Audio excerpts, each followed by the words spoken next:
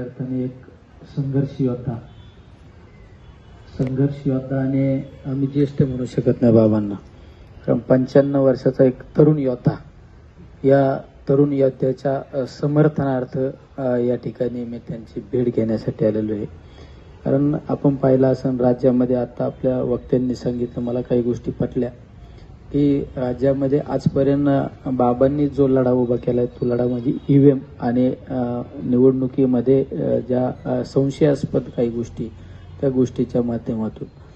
कारण आजपर्यंत काही राजकीय लेवलवर आणि तज्ज्ञ लोकांवरच ईव्हीएम बाबत शंका व्यक्त केली जात असायची, पण आम्ही ग्रामीण भागातले असल्यामुळं म्हणजे शेतात काम करणारा माणूस, मोलमजुरी करणारी वयस्कर म्हातारी सुद्धा आज म्हणती मशीनमध्ये घोटाळा झाला काय बाबा.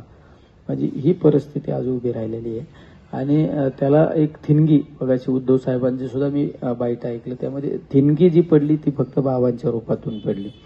कारण राजकीय मंडळी कधी वनवा पेटू शकत नाही, तो वनवा खऱ्या अर्थाने बाबांसारखे व्यक्तिमत्वच वनवा पेटू शकतात.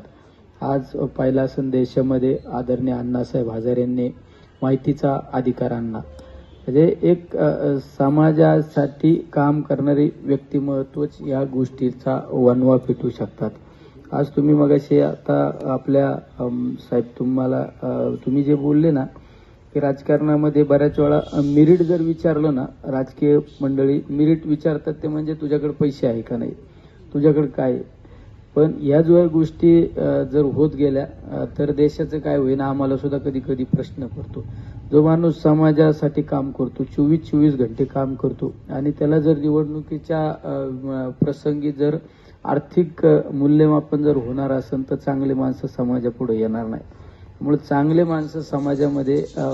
माणसं समाजासाठी पुढे येण्यासाठी या सगळ्या प्रक्रियेमध्ये काहीतरी बदल घडला पाहिजे. नाही तर आपण 24 घंटे काम करतो आणि समाजाच्या वेदना ज्या व्यक्तींना आहे असे लोक जर राजकारणामध्ये, समाजकार्यामध्ये जर पुढे आले तर निश्चित समाज बदलल्याशिवाय राहणार नाही. छोट्या छोट्या गोष्टी असतात. आपण बऱ्याच वेळा म्हणतो की देव पाहिला का. अरे देव तुमच्या जवळ उभा असतो पण तुम्हाला देव दिसत नाही. देव दिसतो म्हणजे कसा दिसला पाहिजे तुम्हाला. अरे चालत्या बोलत्या माणसांची सेवा केली पाहिजे, गोरगरिबांची सेवा केली पाहिजे. गोरगरिबांची सेवा करण्यासाठी ज्याच्या हातून सेवा होती ना त्याला त्या वेदनांची जाणीव पाहिजे. म्हणजे मी अतिशोक्ती नाही सांगत बाबांसमोर, सगळ्यांसमोर, इथं सगळे तज्ज्ञ मंडळी. मी जर एखाद्या रस्त्याने चाललेलो असतो ना, एखादं बिगर चप्पलचं जर एखादं पोरगा असं एखादा माणूस असला ना, मी थांबतो त्याला 500 रुपये काढून सांगतो चप्पल घेऊन ये, कारण मला माहिती आहे त्या चप्पल नसल्यामुळे वेदना काय. अशा वेदना असणारे माणसं राजकारणामध्ये, समाजकार्यामध्ये आले पाहिजे. आज बाबांबद्दल बोलायचं म्हणलं तर खरंच एक संघर्ष योद्धा, अनेक समाजाला घडवण्याचं काम बाबांनी केलं असेल. म्हणजे माझ्यासारखा माणूस सुद्धा ज्यावेळेस राजकारणामध्ये, समाजकार्यामध्ये काम करतो, बाबांसारख्या व्यक्तिमत्वाचे पूजन करूनच आम्ही सुद्धा समाजकार्यामध्ये काम करत असतो.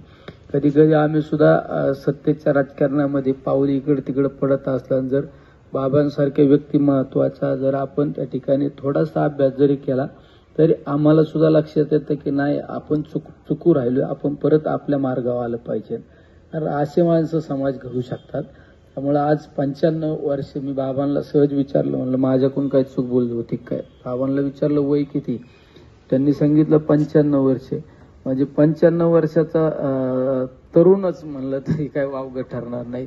कारण जो माणूस आत्मक्लेश करतो, आज पण समाजासाठी काम करणारा माणूस, म्हणजे आज पण 100 वर्षात काय घडलं पाहिजे हा विचार करणारे व्यक्तिमत्व, म्हणजे हे चालते बोलते माणसं, हे चालते बोलते देव आहेत आपल्यातले. आज आपण या महात्मा फुलेंच्या वाड्यामध्ये आपण इथं बसलेलो आहे. आज हे फुले जर नसले तर आमच्या या मावशी इथं बसलेल्या या सुद्धा बसलेल्या नसत्या. म्हणजे मी तर म्हणतो महाराष्ट्र हा साधू संतांची भूमी. या साधू संतांनी जी शिकवण घालून दिली आपल्याला, ती शिकवणी आपण काम केलं पाहिजे. समाजासाठी आपण स्वतःसाठी किती जगलो याचा मूल्यमापन होत नाही, याची माती होती. पण जो समाजासाठी जगतो त्याच्या आयुष्यात सोनं होतं. आज इथं राष्ट्रपुरुषांच्या आपण प्रतिमेचं दर्शन घेऊन इथं बसलो आपण. हे समाजासाठी गाडून घेतलेले माणसं आहे. त्यामुळे आपण सुद्धा काहीतरी टक्के समाजासाठी गाडून घेतलं पाहिजे. आज बाबांसारखे चालते बोलते राष्ट्रपुरुष, चालते बोलते परमेश्वर आपल्या ते, त्यांच्या सर्वांची प्रेरणा घेऊन आपण सुद्धा या पुढील काळामध्ये चाललं पाहिजे. त्यामुळे बाबा तुम्ही अतिशय चांगल्या पद्धतीने आज ठिणगीच्या रूपाने वनवा पेटवलेला आहे या सगळ्या प्रक्रियेसाठी. कारण तुम्हाला ज्या वेदना आहेत त्या वेदना सुद्धा आम्हाला आहेत. कारण मी सुद्धा एक सर्वसामान्य कुटुंबातून, कुठली राजकीय पार्श्वभूमी नसताना, माझे वडील प्राथमिक शिक्षक म्हणून काम करीत असताना राजकारणामध्ये राजकारणाला महत्त्व न देता फक्त आणि फक्त मी फुलेंच्या वाड्यामध्ये मी जबाबदारीने बोलतो, 100% खात्रीने बोलतो. मी आजपर्यंत जे जगलो ते 100% समाजासाठी जगलो, समाजासाठी काम केलेलं आहे. त्यामुळं तुम्हीचीच प्रेरणा घेऊन आम्ही काम करतो. त्यामुळे निश्चित या ज्या आता सध्या जे समाजामध्ये ज्या गोष्टीच्या चर्चा जास्त प्रमाणात होऊ राहिलेल्या आहेत, या निवडणूक प्रक्रिया असो किंवा या सगळ्या अनेक तज्ज्ञ लोकांचे मी सुद्धा आता सध्या पाहतो. कारण आम्ही पण एवढं निवडणुका पाहिल्या, पण इतक्या शॉकेबल निवडणुका पाहिलेल्या नव्हत्या. त्यामुळे निश्चित बदल घडला पाहिजे. नाहीतर वर्ष आपण समाजाचं काम करायचं आणि कोणीतरी धनानगे लोक जर चुकीच्या पद्धतीने हॅकिंग वगैरे काय, आता हे सगळं तज्ज्ञ लोकांचं बोलणं आहे ना. कारण आमच्यासारखे तर कमी शिकलेले लोक आहे, त्याच्यामुळे आम्ही लय आता डीपमध्ये बोलू शकत नाही हॅकिंग वगैरे. फक्त आम्ही ऐकतो म्हणून आम्ही पण बोलतो.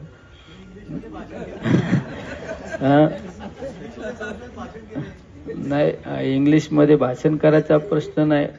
शेवट आपण सुद्धा कुठंतरी अवगत केलं पाहिजे ना काही ना काही. जर तुम्हाला जर 4 वेळा जर कोणी हिनवीत असेल